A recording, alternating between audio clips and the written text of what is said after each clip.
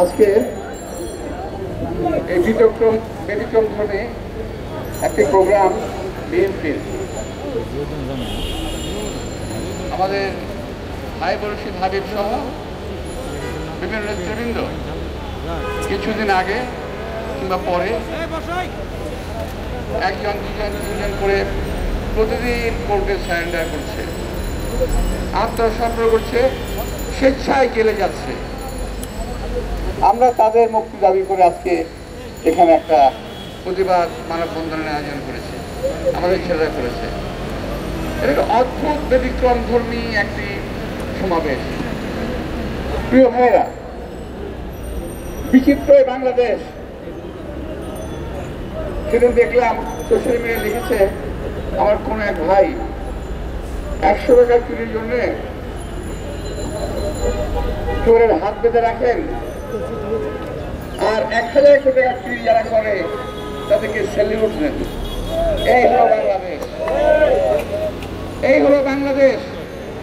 আজকে বাংলাদেশের কি করুণ অবস্থা, এটা আওয়ামী লীগ ছাড়া বিশ্বের সকলেই জানে এই বাংলাদেশ কি দুরবস্থার মধ্যে আছে। আর তার চেয়ে বেশি জানে বিএনপি নেতা কর্মীরা তারা কি অবস্থার মধ্যে আছে। আমি তো একটা এলাকায় থাকি, শাহজাহানপুরে। আমার কাছে প্রতিদিন কম বেশি 50 থেকে 100 অভিভাবক, স্ত্রী, সন্তান, সন্ততি আমার কাছে আসে।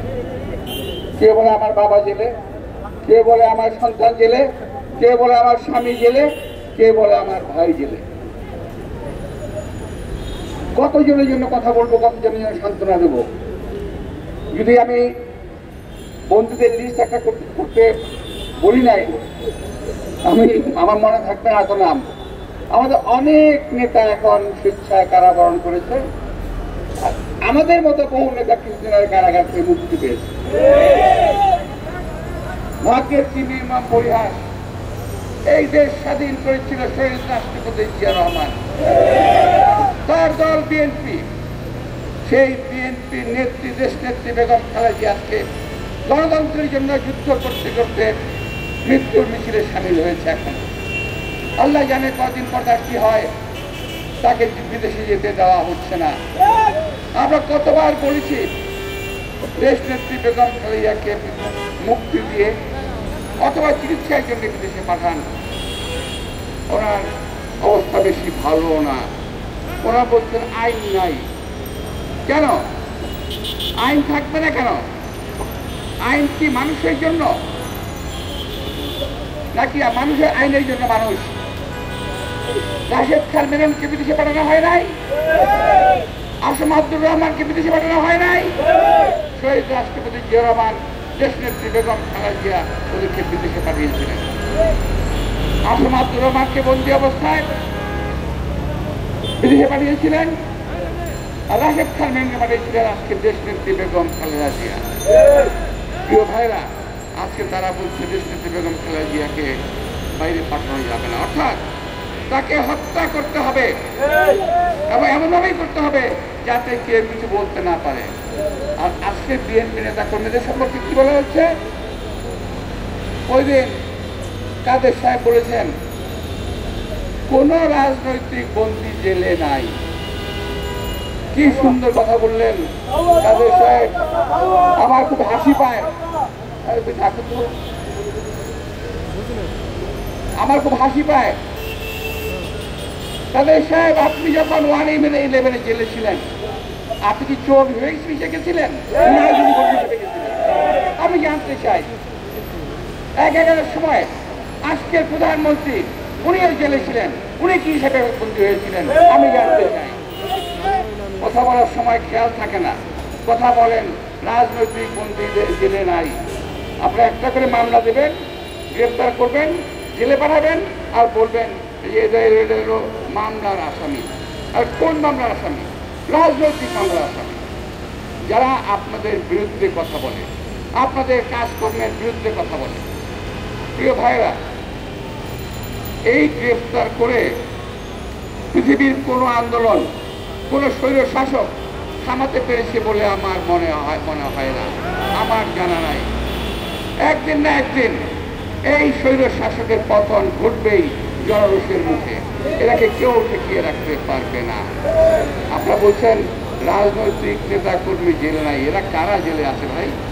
এই যে আজকে গরম, এই যে তাপদাহ, আমরা তো জেলে ছিলাম, কি গরমটা জেলের মধ্যে ভাই, তপ্ত মরুভূমি, বালির উপরে জেলখানা, অর্থাৎ সারা মরুভূমির উপরে জেলখানা, যেখানে আজকে আমার নেতা কর্মীরা কি কষ্টটাই না করছে, তাদেরকে আমার এখন সহানুভূতি জানানো ছাড়া কিছুই করার নাই। এই মুহূর্তে আমরা আন্দোলন করে তুলছি, আন্দোলন হবে, মুক্ত হবে দেশ। আমি হয়তো দেখতে পারবো না, আমি জানি না আমি দেখতে পারবো কিনা, কিন্তু এই দেশে কেউ না কেউ আসবে, কেউ না কেউ আসবে এই হায়নার হাত থেকে এই দেশকে মুক্ত করার জন্য। ইনশাআল্লাহ বিএনপি থেকে আসবে। আমাদের নেতা তারেক রহমান রয়ে গেছেন, তিনি একদিন এই দেশে ফেরত আসবেন।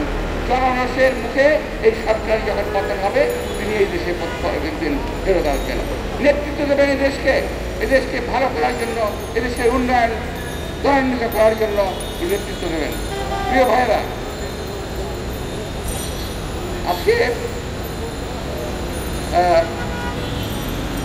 আজকে প্রধানমন্ত্রী বলেন খালেদা জিয়া দেশের সর্বনাশ করে গেছে, উনি নাকি ঠিকঠাক করতেছেন।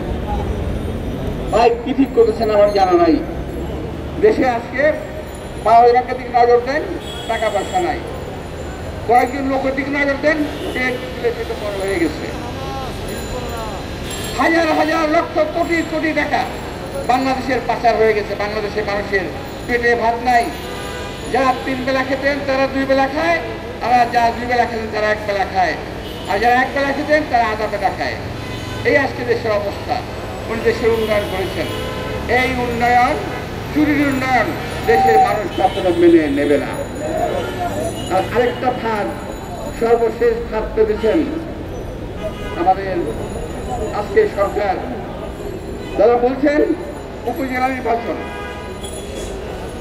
প্রতীকবিহীন উপজেলা নির্বাচন ফাঁদ ফেলেছিলেন, বিএনপি তো নির্বাচনে নেবেন, কিন্তু বিএনপি নির্বাচন প্রত্যাখ্যান করেছে। সেই নির্বাচনে জনগণ ভোট দিতে পারবে না, সেই নির্বাচনের প্রয়োজন বাংলাদেশে নাই। অর্ধনায়কতন্ত্র কায়েম করতে পারেন, রাজতন্ত্র ঘোষণা দিতে পারেন, কিন্তু নির্বাচনের কথা আপনাদের মুখ দিয়ে মানায় না।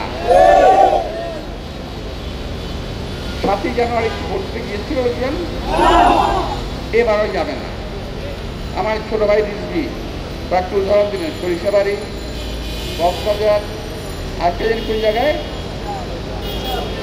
বরিশাল। ওরা নাকি বলছে যে কেউ নির্বাচনে দাঁড়াতে পারবে না, আমার প্রার্থী দাঁড়াবে। আর আমি আমার ছোট ভাই রিজভির উদ্দেশ্যে বলতে চাই, ভাই এগুলো শুধু দেখার জন্য আনন্দের বিষয়। কুকুরে কুকুরে কামড়া কামড়ে করতেছে, আমাদের দেখার বিষয়। কামড়া কামড়ে কুকুরে কুকুরে হচ্ছে, আবার কি তোর কি, আমি তো নির্বাচনে নাই। ওরা ওদের প্রার্থীকে নির্বাচন দাঁড়াতে দেবে না। বিএনপি পর্যায়ে কি দাঁড়ায় অবস্থাটা? আমাদের সিদ্ধান্ত সঠিক আছে, সঠিক থাকবে ইনশাল্লাহ। পরিশেষে এই স্বৈরশাহীর আবার একটা উৎখাত, সরকার উৎখাত করবে। আর ভাই আমরা তো সরকারই দেখি না, এটা তো নির্বাচিত সরকার নয়।